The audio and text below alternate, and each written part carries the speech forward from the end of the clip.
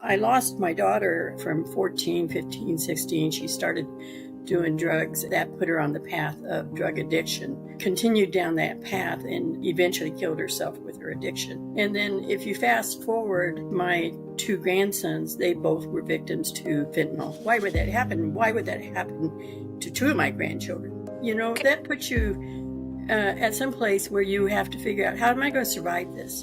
But I don't want to just survive it. I want to survive it and thrive.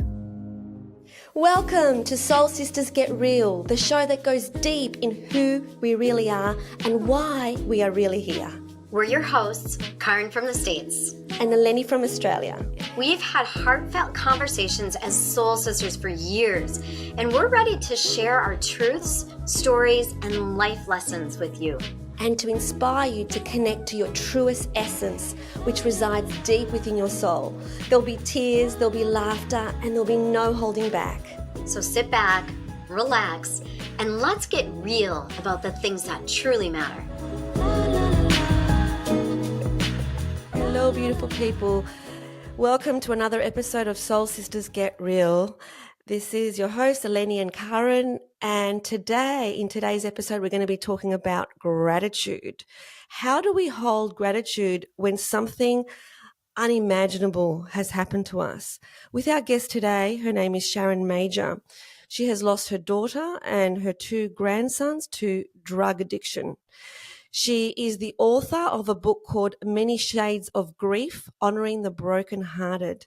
She's an artist, author, hypnotist, and certified hypnosis instructor who, as a mentor, shines her golden heart to light the way for her students' expansion and growth. Her art and her writing reach to the core of oneself, and they provide a path to wholeness. Welcome, Sharon Magyar. So good to have you here today. I am so grateful to be here today. Thank you for having me. So tell us about how this all came about. Tell us about your story with your daughter and your grandchildren. Let's go back to that and where you were before you found gratitude. So the before scene.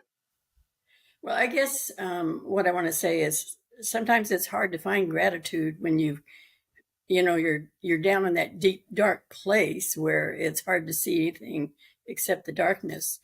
And I lost my daughter, at the age of 12.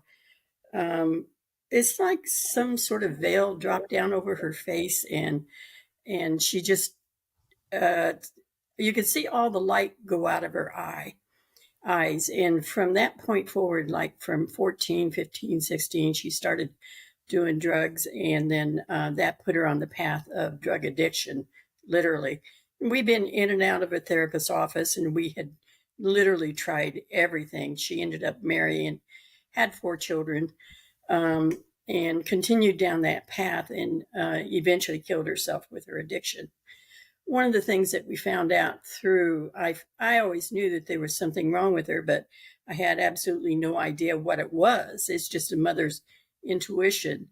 And in the end, I discovered through some work which not through the therapist's office, but some hypnosis that I did with her, that she had been gang raped by 4 men at the age of 11. And that was under all of her addiction. So it was a hard journey. That's a hard journey to make with anyone, with your child in particular. And then if you fast forward, then with my two grandsons, they both were victims to fentanyl. And so that is, those are deaths that are totally unexpected, and they are so young that it's difficult to wrap your head around why would that happen? Why would that happen to 2 of my grandchildren, not just one, but to 2 of them. And so, that puts you at some place where you have to figure out, how am I going to survive this? But I don't want to just survive it. I want to survive it and thrive. Absolutely. But can we just go back a bit? Because that just seems like a lot of things that happen in that time that we've just fast forwarded through. So at the time that this happened with your daughter, first of all, can you say what drugs it was that she was on? My daughter, Yeah. she always did, at that time, amphetamines, those types of drugs. Okay. But Okay. also, she did a lot of drug seeking through going to the hospital and getting drugs that the hospital would give her. So it was that type of drugs. In her case, it was addiction. I mean, she was literally addicted to drugs. And once they got a hold of her, she never could turn loose of them. And how were you feeling as a mother during this time? This is what I really want to hear. This time, like, I don't have enough words probably to tell you. Sad, frustrated, um, compassion, you know, compassion for what I saw. Worried, of course, worried, knowing at some point, um, just feeling like at some point she could possibly kill herself with her drugs, which she eventually did.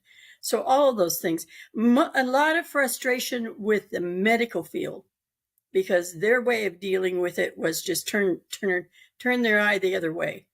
I remember one time she was in the hospital and she had sores, and they were from her addiction. And I went to the doctor and I said, "Look, she's addicted to drugs." And he looked at me and proceeded to give her more drugs. And I remember being so angry about that there seemed to be no solution within the medical field whatsoever to that. I think that we have progressed somewhat, but back then you could easily go from hospital to hospital and get whatever drug you wanted. And so for her, she was a nurse, so she was smart enough to be able to get her drugs in multiple ways. Right. And you know what I'm hearing, and I can attest to having a son that also passed away, is the emotions are all over the place. So, like, what are you feeling? Oh my gosh, like you can't even describe it, right? So there's anger. You know, I had the anger for a while around the man that pulled in front of my son that was driving. There's the sadness, the frustration. And then the point that you brought in is the why.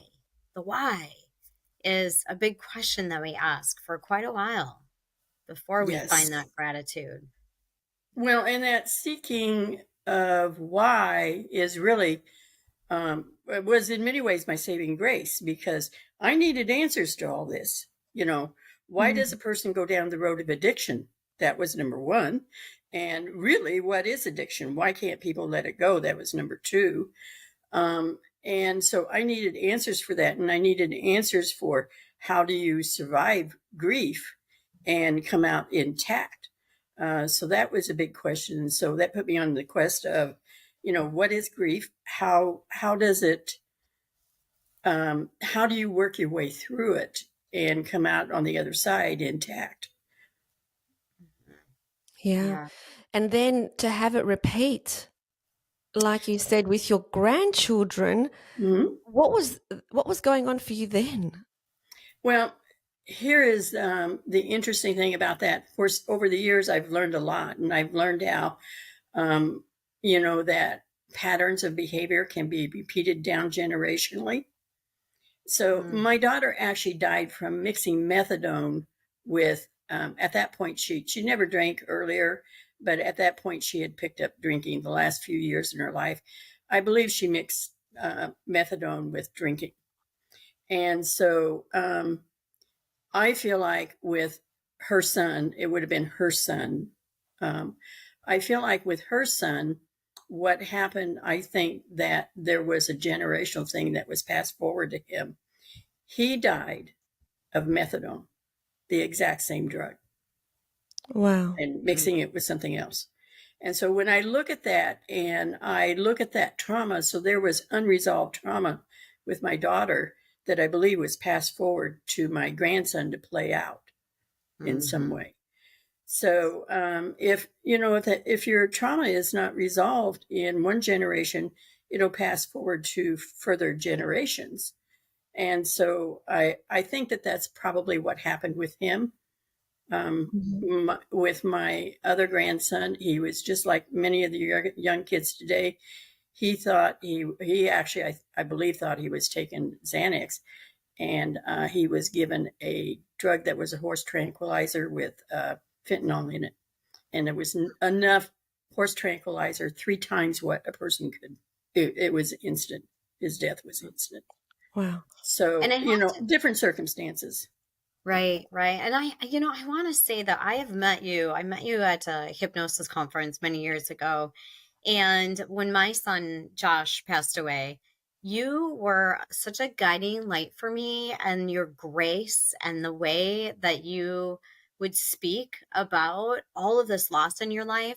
I've always admired you and how you have moved through it. So I want to say thank you for showing up for so many of us that need a mentor, that think to ourselves, how did you do it? And then looking at you as an example. Thank you. I really appreciate that. You didn't see me on those days that I was, those dark days, but I think God did, so probably that's what counts, Yeah. Yeah. And Sharon, in terms of that question and that quest to answer that question about why, how did you arrive at an answer? Did you arrive at an answer? What actually happened to get your answer? Um, many, many things, but I'm going to share with you one of the things that really was key in it. I don't know if you're familiar with non-dominant handwriting. Are you familiar with it? Yes. Okay, so But our listeners might not be, so it's best that you give a little explanation. Okay, so non-dominant handwriting is writing with your opposite hand. And the advantages of non-dominant handwriting is it gives the analytical mind out of the way, and it allows the subconscious mind to come in. And then, so it kind of clears so that you become more of a clear channel with your writing, is the way I want to say. But for myself, when I non-dominant handwrite, I can do it 2 ways. I can non-dominant handwrite with just trying to gather information for myself, or I can non-dominant handwrite and channel something. So I channel Carl Jung almost daily with my non-dominant handwriting. Wow. There's other channeling that I do. Actually, I was gonna, if you don't mind, I was gonna read you a little piece that I channeled about gratitude. I'd love it. Would you like to hear it? Well, first let's get to the answer of this why question before we move on to that. Yeah. So the why is there was just burning questions, all these questions in my mind about what is grief, what is the truth about grief, because there's a lot of things you can read about grief, but many of those things didn't really resonate with me. I wanted to know the truth about grief. I wanted to know, what does science say about grief? And so it was really interesting. I found out many things that science said that surprised me. One of them was I found out, I believe it is Frances O'Connor, who had written that one thing that is absolutely critical in the grieving process is that you continue to have a relationship with the person that you have lost. That was a saving grace for me, because with all of my people that I've lost, I have continued to have a relationship. The other question of why is, why do some people get stuck in grief, and why do some people move forward from grief? And that just seems such a curiosity to me. And I did a lot of studying on that. And I just found so many answers, and each answer would bring me to the next one, to the next one, the next one. But in the meantime, I'm non-dominant handwriting, and I'm writing these little daily thoughts about my experience of grief. And I start out with just writing these little daily thoughts, period. And then all of a sudden, non-dominant handwriting. All of a sudden, I'm going, oh my gosh, I'm writing a book. I didn't set out to write a book. It just kind of flowed out through these little daily thoughts, one thought at a time. You talk about writing a book, one day at a time, one thought at a time. So it was one thought at a time that I was writing. And then all of a sudden, I realized I'm writing a book about grief. And that just opened the door up to this book that went down every avenue that you could ever imagine. about grief. And hopefully at some point that book will be able to help people. But does that answer your question? I hope I'm not moving off on that too much. Well, you said, Sharon, that, when all this happened to you with your daughter and your grandchildren, that you wanted to find out why it happened. So how did you find out why it happened? And did you get an answer to that? I believe I did, believe it or not. I believe that before we incarnate, we do pre-plan some events that are going to happen in our life and happen on our journey. And I believe in part some of these events were connected to me in that respect. So this is kind of complicated. So my daughter's death was really what put me on the path of the work that I do and the work that I share with people every day. And I think that points to the importance of when you lose someone, it's terribly important to have something that you're passionate about. And so that was one of the things. It just sort of put me on that path. And then my wanting to know why did that happen to my daughter? Why did that happen to my grandson? Why did it happen to my other grandson? There aren't any complete answers to why, but I was able to piece together the why of my first grandson. There was a generational wound that was passed forward, that was lived out through him. And I don't think we, definitely as individuals, we don't recognize that can happen.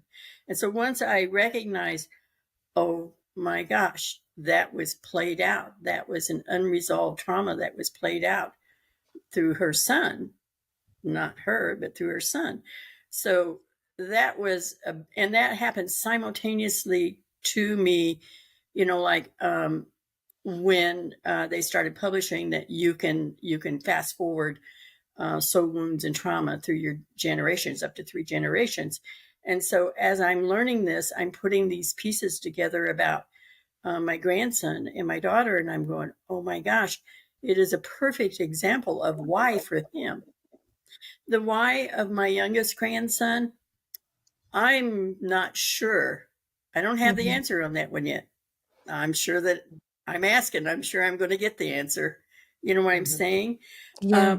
But sometimes if you understand that everything that happens in your life is purposeful, even life and death, it's purposeful. It's part of living, and it's something that we all experience. But the why that I really figured out in the end was the why was, and the why for me that was important was a learning that I loved greatly was connected to my grieving greatly.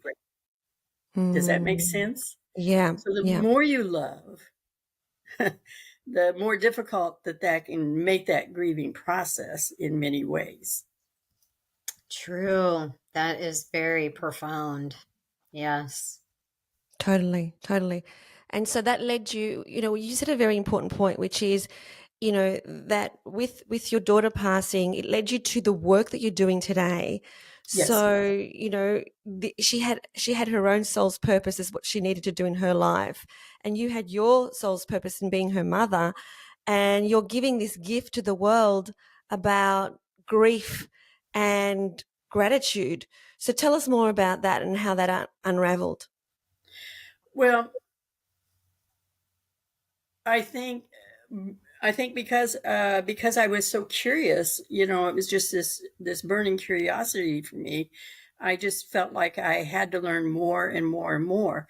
It's not just that. Also, I have a shaman that works in my office, and he's extremely gifted, and he has the ability to speak to people on the other side or channel them. So with each one of those deaths, every single one of them, I have communicated to. They have talked to me. And so having that very big privilege, that's a privilege, has just given me a confidence in a knowing that after death, there's so much more. It's such a bigger, broader picture. And so for me, it is looking at that broader picture rather than looking at that real small picture that usually we look at when we think about death. And that bigger picture is they are on the other side and they're cheering us on, and they are still connected to us. And what science has proven is the healthier people moving through grief are the ones that are still connected to their loved ones on the other side and have that awareness and have that connection. So that's interesting to me that now that's what science is proving out for us. Because what society always wants to tell us is, oh, just get over it. You know, it's been this long. It's been 2 years, get over it. It's been 5 years, you need to get over it. It's been 10 years, you need to get over it. Well, I'm going to tell you what, when you love someone greatly, they are still a part of you no matter what. And science is teaching us that when you have deep relationships with people, it becomes encoded in your brain. And so this constant seeking and of feeling like they're always there, feeling like they may walk up the door, anytime, that's because it's encoded in your brain. And so just finding all that stuff out and understanding all that stuff, the more I learned, the more I realized I don't know anything, and the more I have wanted to learn. So as I walk through that dark place of grief, which is you can't go through grief without walking through it, it allowed me to look back on my journey and see the miracle that life really is, how precious life really is.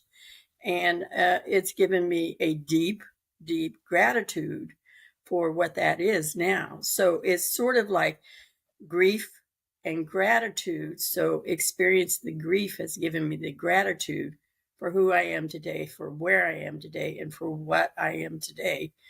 And others in relationships with other people, because I don't take any relationship for granted now. Now I deeply appreciate every relationship that I have. And so that's a wonderful opportunity. And it's a kind of a different perspective about grief. It is a perspective of there's grief, but there is beauty in life after grief. And I think that when you're grieving, you need someone to be able to tell you that, because when you're in that first throes of grief, you don't even know that. All you can see is just this darkness. And so having somebody to tell you that, I think, can be a lifeline for many people. Yes, you brought up so many great points. First of all, I was thinking, I know you, like me, I want everyone to know that is feeling that emotion of grief, that their loved one is still here and that they have an opportunity to have a relationship with them. And you mentioned that. And secondly, because one of my son's best buddies just died on Sunday, feeling that grief again and feeling it in your entire body, not just your brain encodes it. Like I feel like we feel it in our body. It's so visceral. And then also that third point of that grief, when you're really in that dark place, you think to yourself, am I ever going to feel okay again? Because it hurts so bad. And Yes. you question, like, am I ever going to feel normal again? I don't want to stay here, right? Like no one wants to stay in grief is what I believe. And having gratitude is one of the things, like you just said, that helps shift us out of it. And it's even gratitude about having tomorrow. And that sounds so cliche, but it's so true, because when we're done, we don't get to feel life anymore. And just being grateful that we are here and that whoever is here with us is with us. But it does take some time. Yeah. Absolutely. Yeah. And so with gratitude, Sharon, Give us some of your life Okay. hacks. So here's something to think about. So a gratitude has a vibrational frequency of, I think, 540 is what it is. And then along with grief comes grief, anger, fear, apathy, guilt, shame. It's vibrational frequency. All those around in the 30 or 40 range. Think about this. But grief is up in the 500 range. So love is 500 and joy is 540. And grief is right in between those.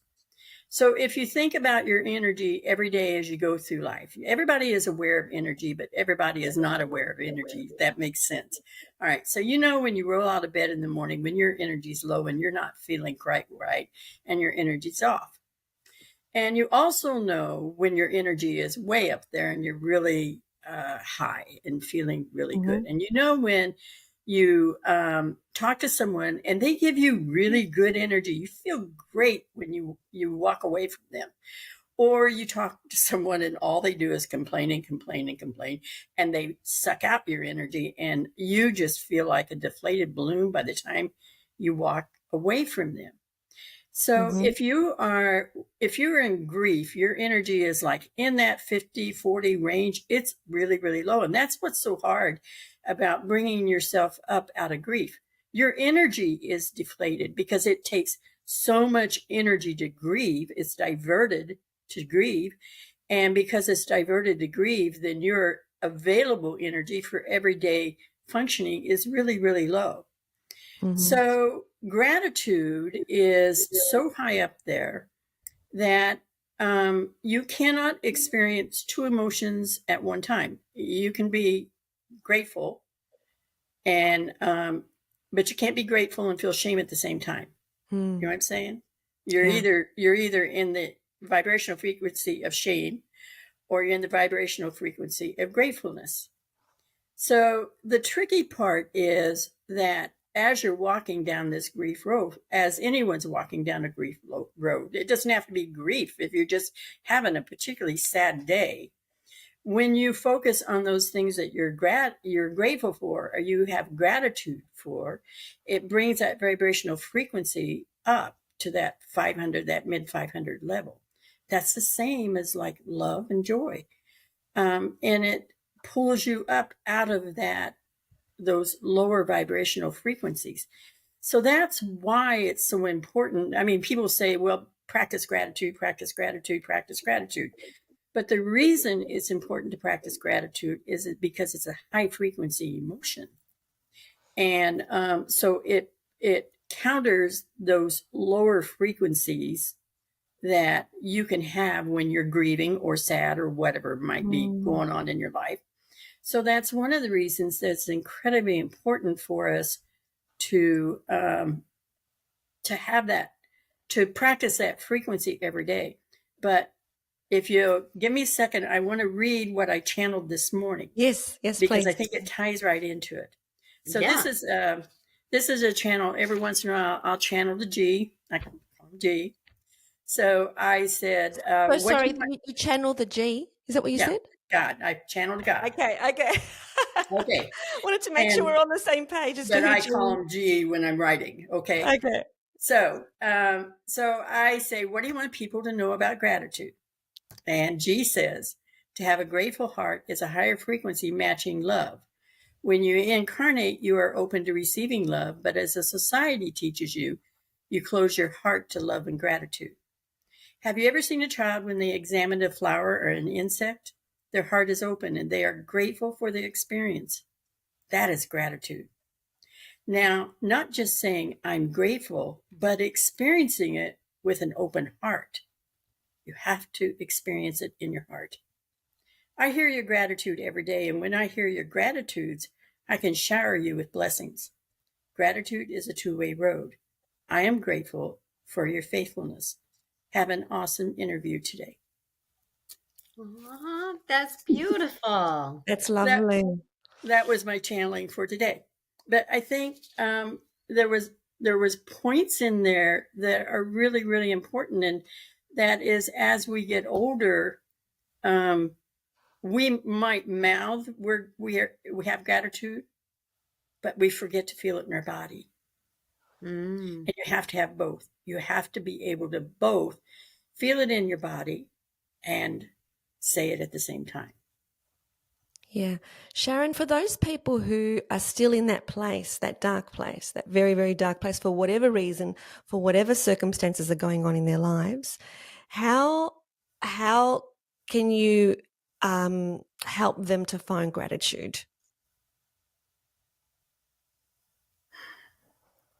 Gratitude starts one little thing at a time. It doesn't have to be gratitude for something big.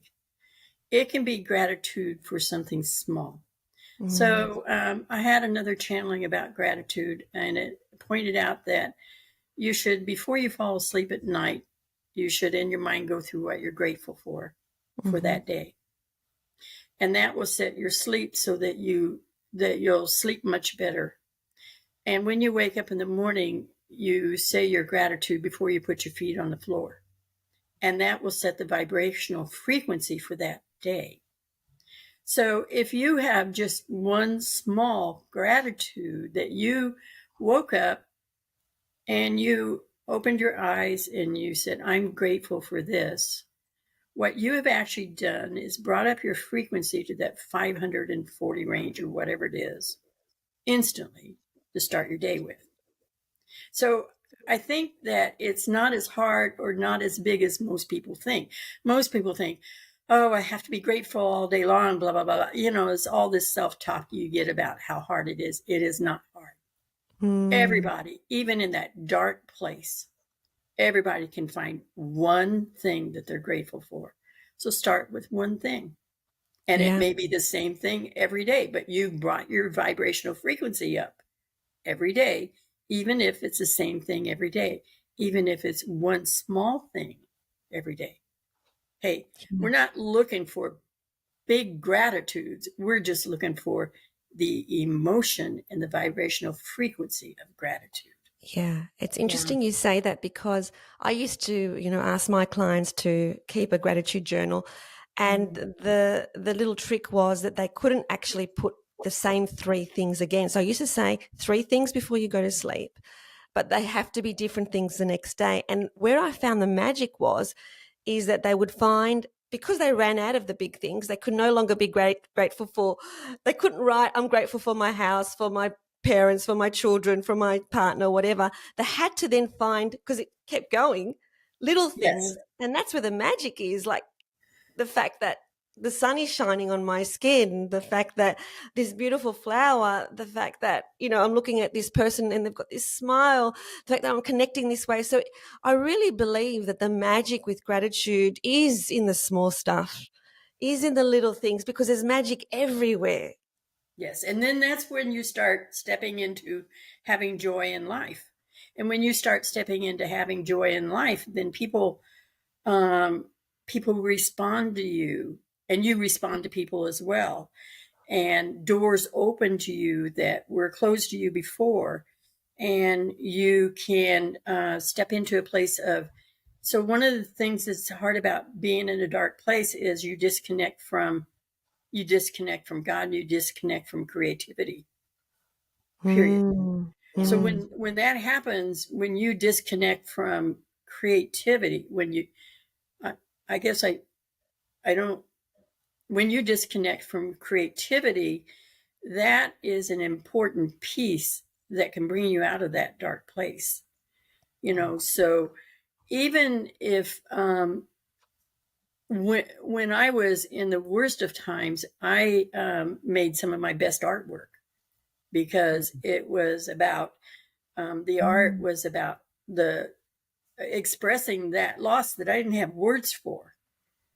So but it didn't have to be big, it didn't have to be a lot, it could be just a small piece. So what people kind of get in their head that they have to do big things to make changes. It's not big things, it's little things day after day. So when you make little changes day after day, one day you wake up and you go, Mm. my heart is singing, Yeah. you know, I have to rather than say where you when were. Right, right. I have to say, when my son Josh passed away, I remember saying, and I wrote in my journal, that I could not wake up in the morning and say good morning to my boys, my other boys, and whoever would show up that day for those first couple weeks. That's kind of crazy in and out. I could say morning, but I could not bring myself to say good morning because it Wow. was not good. And I also, though, remember waking up every morning and being thankful for the one thing, and that was that the sun was shining. And that was it. That was all I could muster up for the first couple of weeks, is be grateful the sun is shining and say morning. And that was it. So it is a process, and it's just the little things, right? Yeah. Yeah. Yeah. And you just Yeah. start with the little things. You start with the little things, and then it's like exercising. When you start to exercise, you don't go out and you don't run a mile. You go out and you walk. Let me tell you what, you walk. You walk a little bit, and then you add to it, and then you add to it, and then before you know it, you can run a mile. So it's the Right. same thing. You start with a small gratitude, and then add another one to it, and add another one, and then before you know it, your whole life will be changing because you are tuning into a different vibrational frequency. And so a lot of times we're afraid to think about the bad things. Mm. We have a habit to run from the bad things that happen to Mm-hmm. us. Mm-hmm. And that's very common. It's very normal. But in all honesty, my remembering the loss of my daughter and my two grandsons, those are the very things that let me know how precious life actually is now. And I would not have that awareness, and in that is the remembering of the bad of that, um, you know. And so remembering the bad of it is counterbalanced with the being able to be grateful for what I have and who I am and what my life is now, and the Yes. journey that is taking me on. Goodness gracious, is taking me on a huge learning journey. And so that makes me feel good. Yeah, that's a really important point, Sharon, because so many people run away from the pain and don't want to feel the pain. And what, we're not talk here in this show, we're not saying just be grateful, even if something happens to your children. What we're saying is to stay in the pain, just like Karen did for whatever time when she could not say good morning. That's okay. Don't make that wrong. She just couldn't say good morning. So stay in the pain, but also find the little pockets of gratitude during the day that you can be grateful for. And then slowly, slowly, that gratitude piece is going to get bigger and bigger until you find that peace within you. Would I be right with that's what we're saying here, Sharon? Yes. Yeah. Well, and sometimes it's, I try to teach my clients to kind of take a